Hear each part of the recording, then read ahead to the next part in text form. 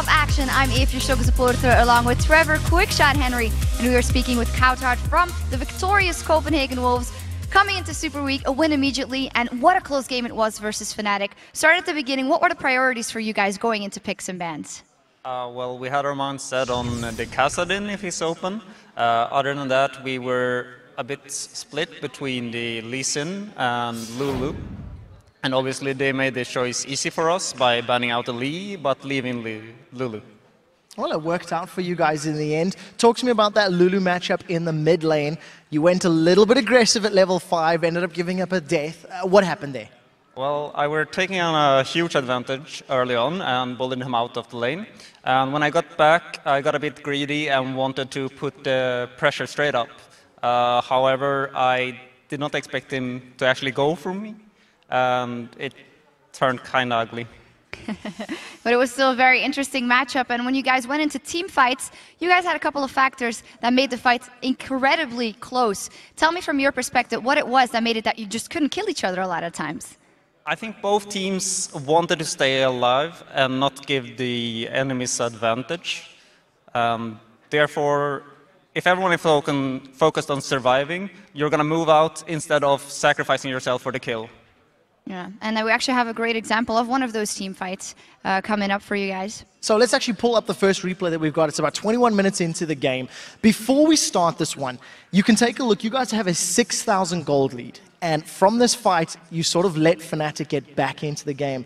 I want to know what was happening in the minds of the Copenhagen Wolves. Did this catch you off guard? Let's actually start the replay and talk me through it, Coutard. First off, we wanted to force something, but we knew that they could engage with the Gragas ulti, just like they did, and they followed up nicely. We do get the disengage with the Lulu ult, the Renekton taking most of the damage. However, we felt they used a lot of abilities, so we thought about re-engaging here, and that's what we do, but we underestimated their damage and overestimated our damage. So Amazing has a very good engage, catches about 3 or 4 people there with that Agony's Embrace. What's going through your mind as the Lulu on the backline right now looking at this? Who starts yelling back, back, back when Amazing's just gone in?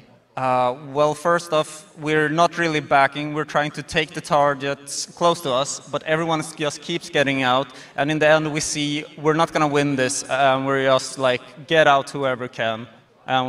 I mean, me as a supportive champion, I'm trying to help them get out. You mentioned that you're a supportive champion, yet with that supportive champion, you did extremely well in what was the deciding fight of the game, and we also have a replay of that because it was glorious. Yeah, you actually got 2 double kills back to back, wasn't able to get the quadra. Let's pull the second replay up onto your screen. This comes much later in the game, and this was probably the only definitive team fight. It was very clearly a Copenhagen Wolves win. Now let's start the replay, and once again, why was this such a strong victory for your team? Well, first off, we didn't know how to end it, so we basically trapped them and got the engage from the side. The engage kinda messed up, because we didn't land our abilities as we should, but as it continues, we see them using all their abilities and trying to get out. And with our strong backline, we can just chase them down and actually win the team fight. Now, what is actually going through your mind in terms of the situation? You started the fight very quickly. How important was it that Soaz's Dr. Mundo wasn't there at that exact second?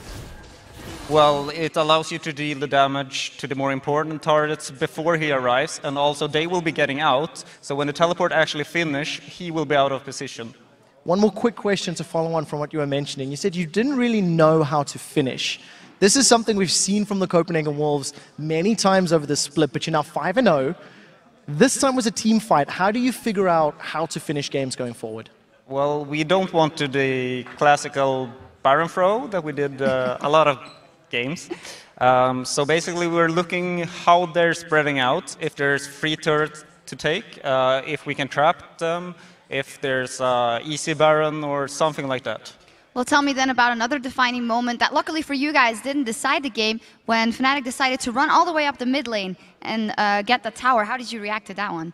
We actually thought that if we could sandwich them, we would get a easy team fight for us, pick up a lot of kills, maybe get Baron, maybe get an inhib, but we only managed to pick up 1 kill, and they got the 2 turrets, so it was really bad trade. So just when you say you would hope to sandwich them, was this the matter of that the Copenhagen Wolves didn't jump in quickly enough as a team, or was it that Fnatic sort of outplayed you in between that inhibitor turret and inner turret?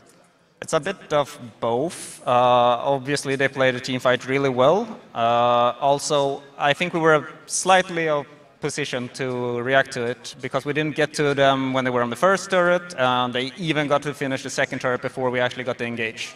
So Coutard, 5-game winning streak right now. The first win here in Super Week. What are the biggest challenges you think for the Copenhagen Wolves going through Super Week? A specific team maybe, or maybe something in your own team? Well, we need to keep our heads a bit lower. Getting a too big ego will probably backfire and cause us to underestimate someone or something like that, or taking risky calls. So just keeping one game at a time.